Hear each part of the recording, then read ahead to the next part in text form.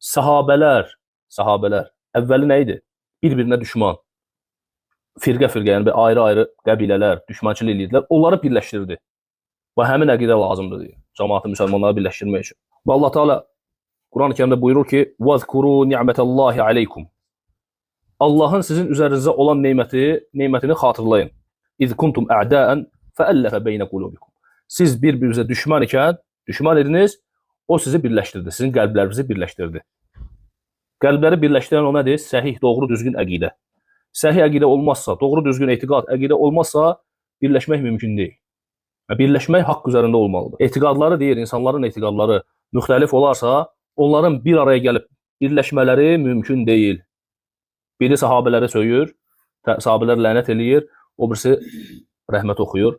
Bunlar necə birləşsin? Biri sahabələrə münafiq deyir, haşa, o birisi sahabələrdən dinini götürür. Bununla bu necə birləşsin? Biri Allaha şərik qoşur, qəbirlərdən mədət umur, kömək istəyir, Allahı qoyub, Allahla yanaşı başqa məbudlara ibadət eləyir, digəri yalnız Allaha ibadət. Bununla bu necə birləşsin? Ona görə birləşmək necə olur?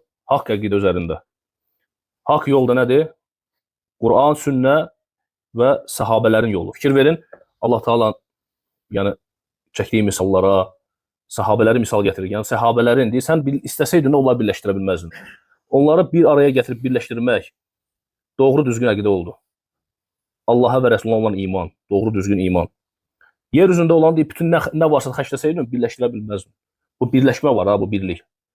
Allah tərəfindən olur. Allah Teala'dır qəlbləri birləşdirən. Və Allahın da qəlbləri birləşdirilməsi üçün nə lazımdır? Doğru, düzgün, səhih əqidə. O əqidə ki, yəni Allah Teala o əqidəni əmr eləyib.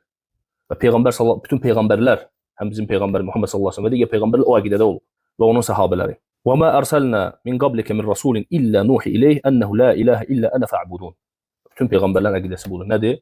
Səndən qabaq elə bir elçi göndərmədik ki, elə bir rəsul göndərmədik ki, ona la ilahe illallah, yəni Allahdan başqa haqq məbud yoxdur. La ilahe illallah vəhy etməyək. Bütün peyğəmbərlər bununla gəlir. La ilahe illa ana fa'budun. Yəni məndən başqa haqq məbud yoxdur, mənə ibadət edin. Yəni elə bir peyğəmbər yoxdur ki, bununla gəlməsin.